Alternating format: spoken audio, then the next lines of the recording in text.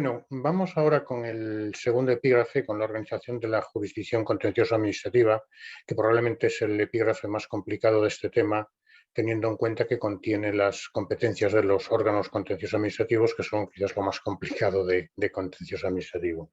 Y aquí lo que se nos dice es, bueno, el orden jurisdiccional contencioso administrativo está formado por los juzgados de lo contencioso, juzgados provinciales, los juzgados centrales de lo contencioso administrativo, la Audiencia Nacional, las salas de lo contencioso administrativo de los TSJ, la sala de lo contencioso administrativo de la Audiencia Nacional y la sala tercera o de lo contencioso administrativo del Tribunal Supremo. Recordad que las audiencias provinciales no tienen competencias en contencioso administrativo ni en social, tienen únicamente competencias civiles y penales. Por tanto, de los juzgados provinciales de lo contencioso administrativo pasamos a la sala de lo contencioso del TSJ y de los juzgados centrales, lógicamente, a la sala de lo contencioso de la Audiencia Nacional. Bueno, aquí tenemos un pequeño esquema. Y este epígrafe, competencia y declaración de incompetencia, ya lo hemos mencionado. Bueno, básicamente lo que nos dice es que los órganos de lo contencioso administrativo que fueren competentes para conocer de un asunto, lo serán también para conocer de sus incidencias y la ejecución de sentencia que se dicten. Y verdaderamente lo importante sería este segundo párrafo. La competencia de los juzgados y salas de lo contencioso administrativo, digamos, es controlable de oficio. Y bueno, pues se resolverá previa audiencia de las partes y del Ministerio Fiscal por plazo común de 10 días. El tercer párrafo es también muy sencillo. Dice la declaración de incompetencia que adopte un órgano de la jurisdicción contencioso administrativo, adoptará la forma de auto y deberá efectuarse antes de la sentencia, remitiéndose las actuaciones al órgano de la jurisdicción que se estime competente para que el competente, siga con el curso del proceso, siga tramitando el proceso y al final dictando sentencia. Sigue diciendo, si la competencia pudiera corresponder a un tribunal superior en grado, pues se acompañará una exposición razonada estándose a lo que resuelva el superior. Es decir, sabemos que no es posible discutir la competencia a un órgano superior. Consecuentemente, bueno, pues está a lo que resuelva el superior, y evidentemente una vez resuelto, pues o bien el superior asume la competencia o bien la delega en el órgano subordinado o inferior. Bueno, este sería este epígrafe que, bueno, simplemente competencia y declaración de incompetencia en relación con la jurisdicción o el orden jurisdiccional contencioso administrativo. Y pasamos ahora, si queréis, a las competencias de los juzgados de lo contencioso administrativo, artículo 8 de la Ley de la Jurisdicción. Bien, un poco antes de entrar en las competencias, sí que conviene, yo lo suelo hacer mucho en las clases presenciales, sí que conviene conocer cuál es la actividad administrativa impugnable. Es decir, qué es lo que se puede impugnar ante la jurisdicción contencioso administrativa. Antes hemos hablado del concepto de administración, qué se entiende por administración. Y ahora vamos a ver lo que se entiende en principio por actividad administrativa impugnable. Entonces, básicamente serían, digamos, 4 tipos distintos de actividad administrativa. En primer término, tendríamos las disposiciones generales. Disposiciones generales que pueden ser de ámbito estatal, de ámbito autonómico o de ámbito local. Por ejemplo, un reglamento, por ejemplo, una orden ministerial, por ejemplo, un bando de un alcalde, por ejemplo, una ordenanza municipal. Cualquier actividad administrativa de carácter general, de alcance general, emitida por alguna de los distintos niveles de administración. Disposición general. Bien, luego tendríamos los actos administrativos. Los actos administrativos pueden ser expresos o presuntos. Expresos cuando se dirigen a una determinada persona física o jurídica, o presuntos cuando la administración no responde ante una petición de un ciudadano, de una persona física o jurídica. La administración da la callada por respuesta, lo que se conoce por silencio administrativo. Este silencio administrativo, de modo general, es negativo, pero la ley también puede establecer que el silencio administrativo sea positivo, que evidentemente aquella persona, aquel ciudadano que solicita una resolución administrativa, si ésta no contesta en tiempo y forma, pues se considere, digamos, que la resolución de la administración es favorable al solicitante. Entonces, actos administrativos expresos y presuntos. En tercer lugar, tendríamos la inactividad de la administración, es decir, cuando la administración viene obligada a resolver y no resuelve, bien porque así lo establece una ley, bien en ejecución de sentencia, etc. Y el cuarto tipo sería, digamos, la actuación material constitutiva de vía de hecho, exactamente lo contrario que la inactividad. Es decir, en la vía de hecho lo que sucede es que la administración actúa, realiza un acto, un hecho, sin tener, digamos, el título habilitante, sin tener resolución alguna que lo ampare.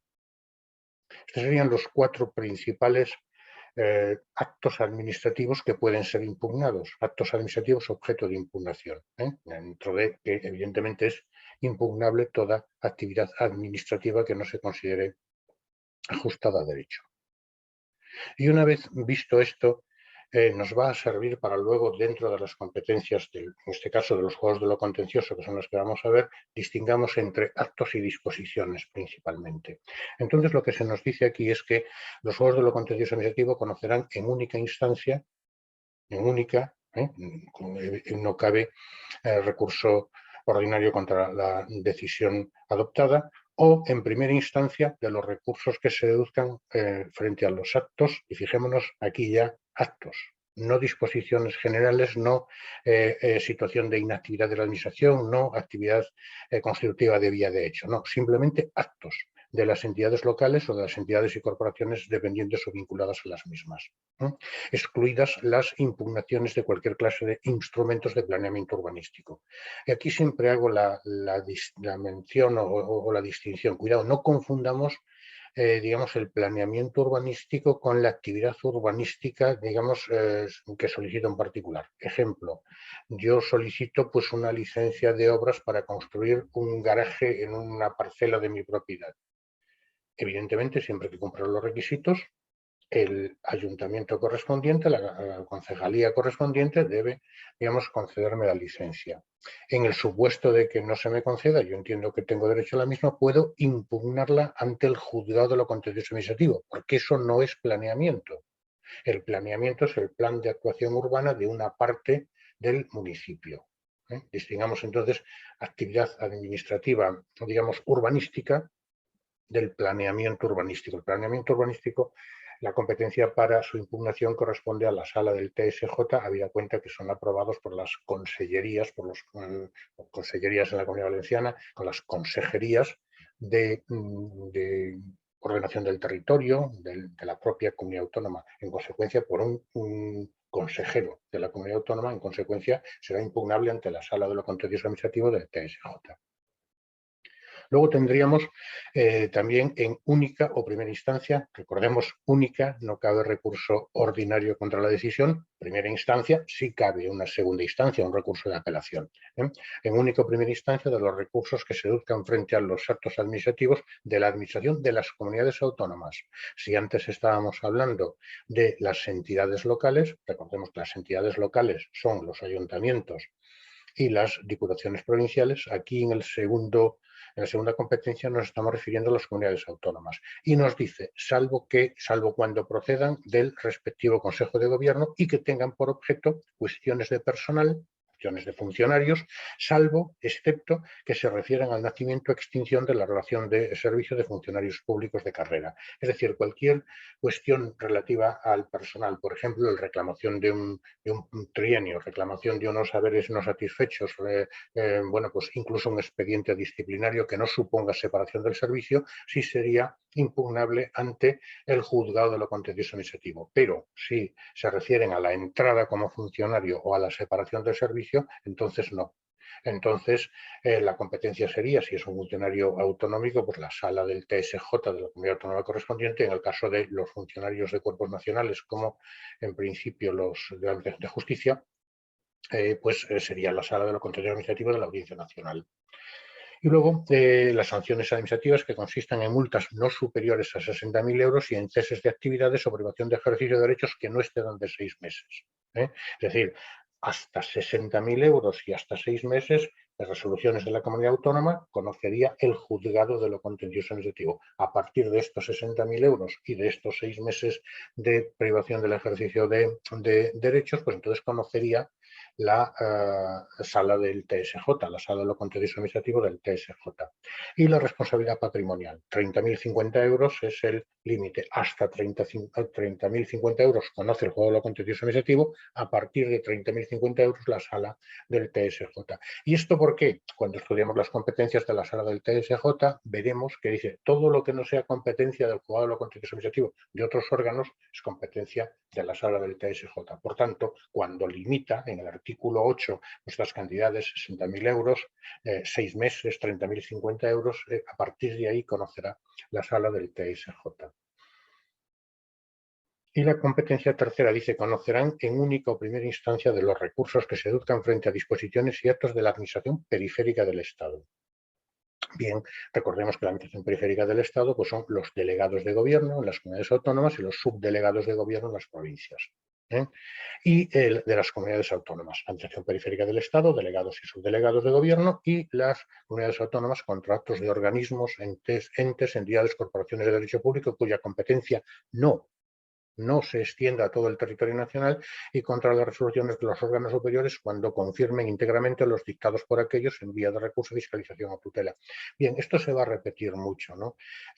Lo de la confirmación íntegramente en vía de recurso, fiscalización o tutela. ¿Qué significa esto? Significa simplemente que un recurso de carácter administrativo es recurrido ante el superior administrativamente que corresponda. Bien, pues si este superior no modifica la resolución, no se modifica la competencia para conocer, digamos, del recurso contencioso administrativo.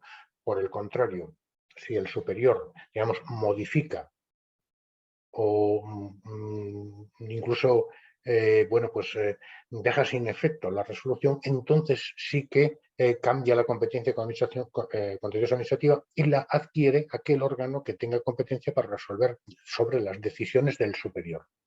Dicho de otro modo, si el superior modifica, se asume la competencia y en consecuencia el órgano pues, sería el superior. El superior administrativo modifica, asume la competencia y el órgano competente sería el superior. Por el contrario, si la confirma íntegramente, no se modifica la competencia del órgano jurisdiccional contencioso administrativo. Lo veremos un poco más adelante y a lo mejor un poco mejor explicado. En el segundo párrafo nos dice, se exceptúan los actos de cuantía superior a 60.000 euros dictados por la Administración Periférica del Estado, ya hemos dicho delegados y subdelegados de gobierno, y de los organismos públicos estatales cuya competencia no se extiende a todo el territorio nacional o cuando existen el ejercicio de competencia sobre el dominio público, obras públicas del Estado, expropiación forzosa y propiedades especiales. También tendríamos que tener en cuenta esto, volvemos otra vez a las cuantías, ¿no? A las cuantías y también aquí las competencias. O se editen en ejercicio de sus competencias sobre dominio público, obras públicas del Estado, expropiación forzosa o propiedades especiales, ¿no?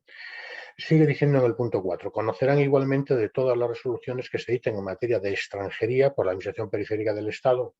Recordemos que bueno, pues los delegados de gobierno o los delegados de gobierno pues tienen competencias en materia de extranjería y también las comunidades autónomas, habida cuenta que los CIES, los Centros de Internamiento de Extranjeros, digamos, corresponden a las comunidades autónomas, ¿no? Sigue diciendo el punto 5, corresponde a los juzgados provinciales de las impugnaciones contra actos de las juntas electorales de zona y de las formuladas en materia de proclamación de candidaturas y candidatos. Quedémonos con el dato, candidaturas y candidatos no electos, porque los electos corresponden pues, al TSJ o en su caso al Tribunal Supremo. Candidaturas y candidatos serían a los juzgados provinciales de lo contencioso administrativo efectuada por cualquiera de las juntas electorales en los términos de la ley electoral y orgánica de régimen electoral general. Y ya, bueno, pues las autorizaciones a que se refiere el punto 6, ¿no? Fijémonos, conocerán también los juegos de lo contencioso de las autorizaciones para la entrada en domicilio y restantes lugares cuyo consentimiento del titular sea necesario, siempre que ello proceda para la ejecución forzosa de los actos de la administración pública. Ahora esto se ha desdoblado y la administración tributaria tiene también un punto concreto, ¿no? Tiene también una autorización concreta, pero bueno, la administración pública y la administración tributaria se llevaban hasta este momento por el mismo cauce. Sigue diciendo, salvo que se trate de la ejecución de medidas de protección de menores acordadas por la entidad pública de protección de menores, que entonces será competente el juzgado de primera instancia.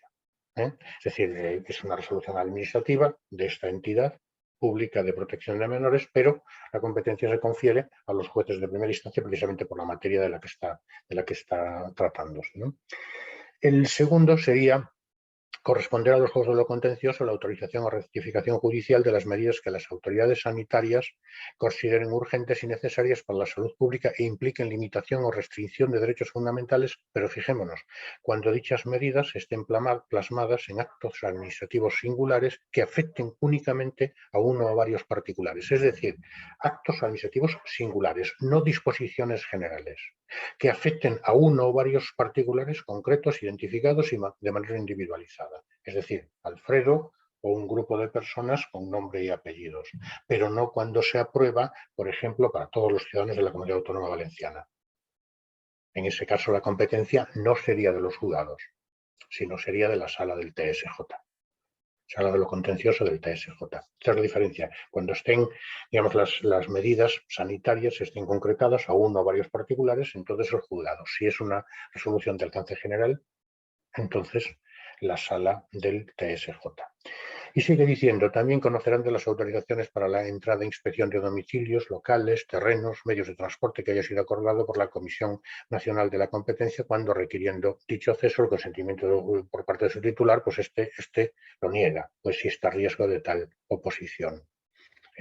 Tendríamos la que antes comentaba, las autorizaciones para entrada y domicilios, bueno, pues acordadas por la Administración Tributaria, la Hacienda, vamos, en el marco de una actuación o procedimiento de aplicación de tributos, aún con carácter previo a su inicio formal y cuando requiriendo dicho acceso, el consentimiento de su titular, pues lo niegue o exista riesgo de tal oposición.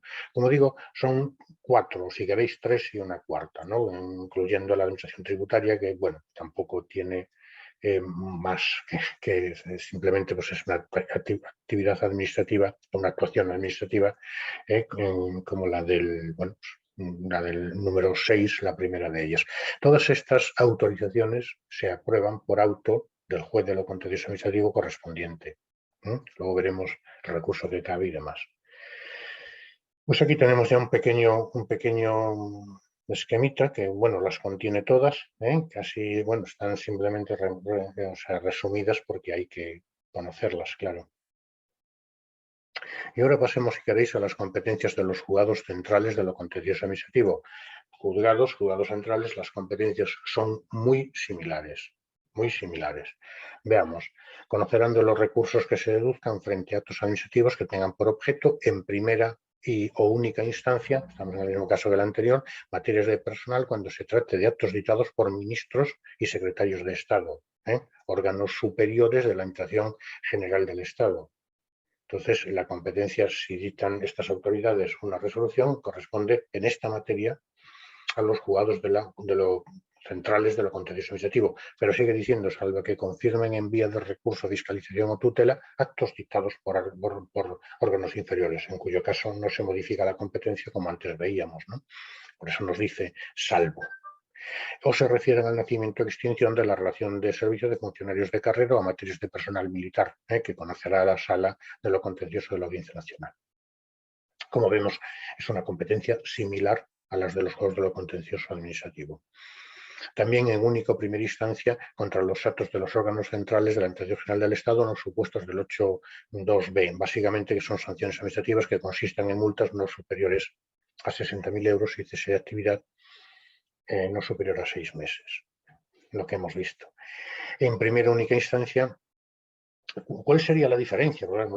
¿Por qué conoce el juzgado provincial y por qué conoce el juzgado central? Básicamente porque en este caso la resolución la dictan los órganos centrales de la Administración General del Estado. Por eso la competencia es del juzgado central de lo contencioso administrativo.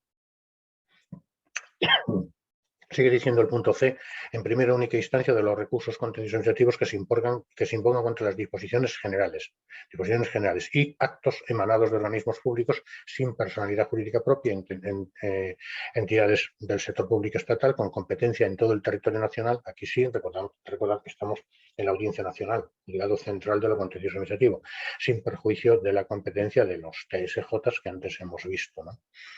Y ya también en primera y única instancia recursos contra resoluciones dictadas por los ministros y secretarios de Estado en materia de responsabilidad patrimonial cuando lo reclamado no excede de 30.050 euros. Si excede, sería la sala de lo contencioso administrativo de la Audiencia Nacional. En primera instancia de las resoluciones que acuerden la inadmisión de las peticiones de asilo político. Esta es una competencia exclusiva de los juzgados centrales de lo contencioso administrativo. Fijémonos que dicen acuerden la inadmisión de las peticiones de asilo político. Es decir, cuando se inadmiten, si se admiten y se estiman o se desestiman, ya no sería competencia del juzgado central. Aquí únicamente conoce de la inadmisión. ¿Vale? Y ya la letra F, ¿no? En único primera instancia de las resoluciones en vía de fiscalización que sean dictadas por el Comité Español de Disciplina Deportiva. Ya no se llama así, pero la ley le sigue diciendo Comité Español de Disciplina Deportiva. Bueno, pues lo dejamos así porque probablemente nos lo pongan en el examen así, en materia de disciplina deportiva. Y ya corresponderá también las autorizaciones. Aquí tenemos dos en concreto, que sería pues, la autorización del 8.2 de la Ley 34/2002, que se refiere a la restricción de los servicios de la sociedad de información, que es el 122 bis, que lo veremos un poco por encima, y la autorización también para la ejecución de los actos adoptados por la sección segunda de la Comisión de la Propiedad Industrial para que se interrumpa la prestación de servicios de la sociedad de la información o para que se retiren contenidos que vulneran la propiedad intelectual en aplicación de la misma ley, ¿no? Bien, ¿esto qué es? Pues claro, esto que es básicamente pues que pues una empresa, una web, pongamos por caso, está emitiendo contenidos para los que no tiene derechos, es decir, una película, música, etcétera, para los que no tiene derecho. Entonces, los propietarios de los derechos recurren ante la Comisión de Propiedad Intelectual reclamando que esta, bueno, pues intervenga y, bueno, pues impida que se sigan emitiendo derechos sin tener la correspondiente autorización o sin haber pagado, perdón, impida que se sigan emitiendo contenidos sin haber pagado los derechos, sin tener la correspondiente autorización. Entonces, esta comisión, la sección segunda de esta comisión, evidentemente lo acuerda, pero necesita la autorización del juzgado de un juez, mediante auto, como todo el mundo sabe, porque se van a vulnerar derechos fundamentales. En consecuencia, la competencia la tendría pues, el juez central de lo contencioso administrativo, para que interrumpa la prestación de servicios o para que se retiren contenidos que vulneran la propiedad intelectual. Se retiren contenidos, si está en una película o una serie de contenidos que se pueden descargar, o, bueno, pues se retiren o se interrumpa la emisión. Sería un poco la idea, ¿no? Y ya por último tendríamos, bueno, de conformidad con la modificación operada en la Ley 3/2015, básicamente de partidos políticos, bueno, aquí conocerá también de este proceso para la extinción de un partido político. Y aquí siempre intento aclarar lo siguiente. No confundamos esta extinción, que estamos en el ámbito administrativo, contencioso administrativo, con la ilegalización.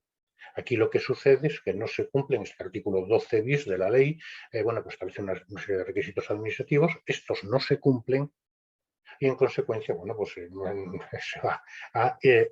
va a extinguir dicho partido político porque se le ha dado un plazo de cumplimiento y no cumple tales requisitos. Cuestión completamente distinta es la ilegalización de un partido político por, en teoría, haber cometido hechos ilícitos. Esto corresponde a la sala del 61, la sala del artículo 61 de la Ley Orgánica del Poder Judicial, ¿vale? Que es una cosa completamente diferente y por eso intento aclararlo.